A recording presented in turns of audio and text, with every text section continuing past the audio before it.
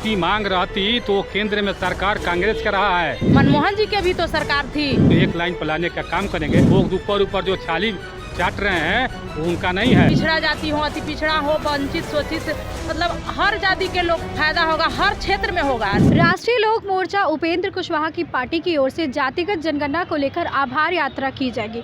तो इसको लेकर हमारे साथ बातचीत के लिए उस पार्टी के कुछ लोग मौजूद हैं। आइए उनसे यात्रा को लेकर कुछ सवाल करते हैं। देखिए, यात्रा होने वाली आप लोगों की आभार यात्रा जातिगत जनगणना को लेकर, इसके बारे में और बताएं।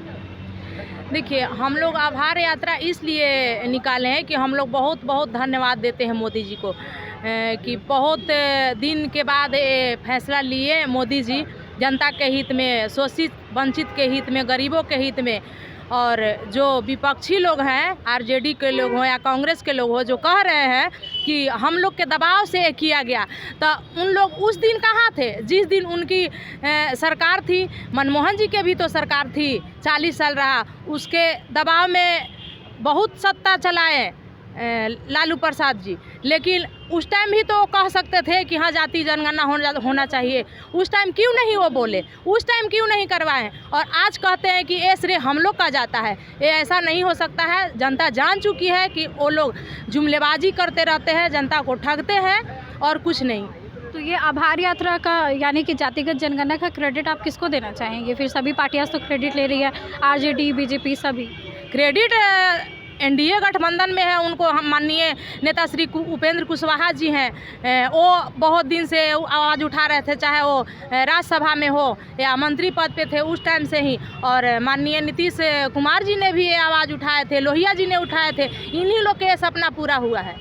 तो उपेंद्र कुशवाहा की भी इसमें भागीदारी है? बिल्कुल है। हमारे नेता ये आवाज़ बहुत पहले से उठा रहे थे और इनका जो प्रस्ताव रखे थे 14 गो, उन प्रस्ताव में ये प्रस्ताव पहला फर्स्ट जो प्रस्ताव है वो पूरा हुआ। इसीलिए हम लोग मोदी जी को आभार व्यक्त करते हैं कि माननीय उपेंद्र कुशवाहा जी के जो प्रस्ताव थे वो आप मान लिए और आज जनता के बीच है, और इसके लिए जनता के हित में आप काम किए हैं और जनता को बहुत मतलब विकास होगा, हर क्षेत्र में विकास होगा।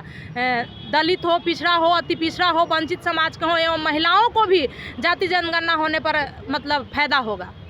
अच्छा, जातिगत जनगणना को लेकर बाकी पार्टियां तो क्रेडिट ले ही रही है कि हमारी वजह से हुआ। अब आप लोग भी इस लाइन में आगे हैं कि नहीं, उपेंद्र कुशवाहा जी की वजह से हो पाया। बाकी पार्टियां जो आज से जो है कांग्रेस की सरकार रही है केंद्र में, बिहार में लालू जी की सरकार रही है, आज तक जाति जनगणना का ये लोग कभी मुंह से बू तक नहीं आया। आज मोदी जी जो अच्छा काम किए हैं, आर्थिक रूप से कमज़ोर हैं, सामाजिक जो कमज़ोर हैं, शैक्षिक जो कमज़ोर व्यक्ति हैं, उसका जो आंकड़ा आएगा, उस आंकड़ा के आधार पर माननीय मोदी जी, भारत सरकार और बिहार सरकार उस पर एक योजना बनाएगी। योजना के तहत सबको एक मुख्य धारा में जोड़ने का काम होगा। बहुत अच्छा ये प्रस्ताव ऐसी है, प्रस्ताव पास हुआ है, नियम बना है और होगा। इससे बिहार के बहुत नीचे, हर वर्ग के निचले जो स्तर पर रहने वाले लोग हैं वो एक लाइन में हो जाएंगे और सबका विकास होगा।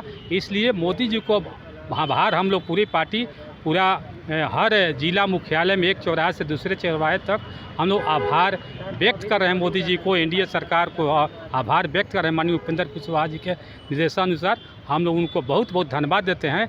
इसलिए भी कि हम लोग जो वाल्मीकि नगर जो हम लोग का मंथन शिविर था, उस शिविर में ही एक प्रस्ताव ये भी था कि जाति जनगणना हो, जिससे लोग जो हैं निचले तबके के लोग एक लाइन में हो जाए, एक तबके, एक पीछे जो वंचित लोग हैं उसका एक आंकड़ा आवे, ताकि देखें कौन जाति के लोग कुछ स्तर पर हैं, उसको एक लाइन पर लाने का काम करेंगे। इसलिए हम आभार यात्रा निकालें। अच्छा, तेजस्वी यादव ने एक पत्र लिखा है प्रधानमंत्री मोदी को कि जातिगत जनगणना करवाने की उनकी पुरानी मांग थी। अब हम आपको समरी बता रहे हैं और उसके बाद ये इसे जल्दी से जल्दी करवाया जाए।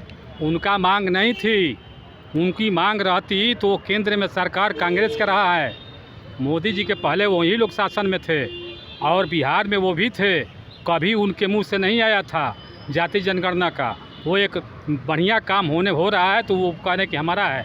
वो ऊपर जो छाली चाट रहे हैं वो उनका नहीं है, उनका देख रहे हैं कि पूरी जनता खुश है, पूरे भारत की जनता सुख खुश है, बिहार के अति पिछड़ा दलित लोग खुश हैं। तो इसमें हम प्रश्रय ले लें, उनका प्रश्रय नहीं जाएगा इसमें। वो दिखावा करते हैं, अच्छे कामों में वो विरोध करते हैं। लेकिन ये इसका प्रश्न लेना चाहते हैं, उनका मांग नहीं है, पूरा मांग नहीं है बल्कि सोच है एनडीए का, उसका सोच है, उपेंद्र कुशवाहा जी का सोच है, नीतीश कुमार जी का सोच है, चिराग पासवान जी का सोच है, मांझी जी का सोच है और भाजपा के सारा नेताओं का सोच है, तबे वो जो है ये प्रस्ताव आया है और पास हुआ और नियम बना जाति जनगणना। चिराग पासवान ने भी कहा है कि हमारी लंबे समय से मांग की, जिसको क्रेडिट लेना ले ले। सारे नेता इसमें सहयोग में है, समर्थन में है और चाहते भी थे, और विपक्ष के महागठबंधन के लोग जो हैं वो इसमें उनका कोई विपक्ष का कोई भी हाथ। कोई रोल नहीं है।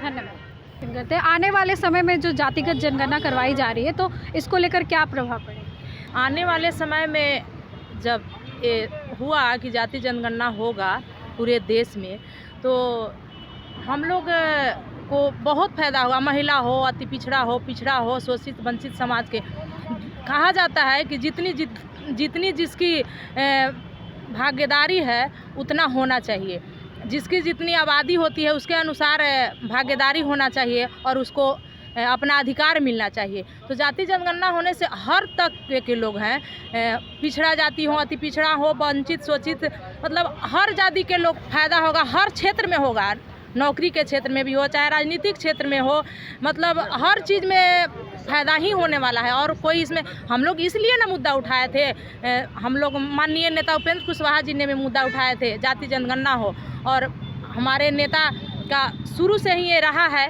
कि जाति जनगणना हो। और हम लोग के नेता 14 सूत्री जो प्रस्ताव लाए थे उसमें फर्स्ट मुद्दा को है जो मोदी जी ने पारित कर दिए, और हम लोग उनको बहुत बहुत धन्यवाद देते हैं। और वो उसी धन्यवाद के लिए हम लोग आभार यात्रा अपने माननीय नेता उपेंद्र कुशवाहा जी के आह्वान पे निकाले, चाणक्य होटल से लेकर इनकम टैक्स गोलंबर तक। तो इस वक्त हम राष्ट्रीय लोक मोर्चा के कार्यकर्ताओं से बात कर रहे थे जो कि जातिगत जनगणना होने के बाद बेहद खुश नज़र आ रहे हैं और प्रधानमंत्री मोदी को आभार व्यक्त करते हुए यात्रा भी निकाल रहे हैं।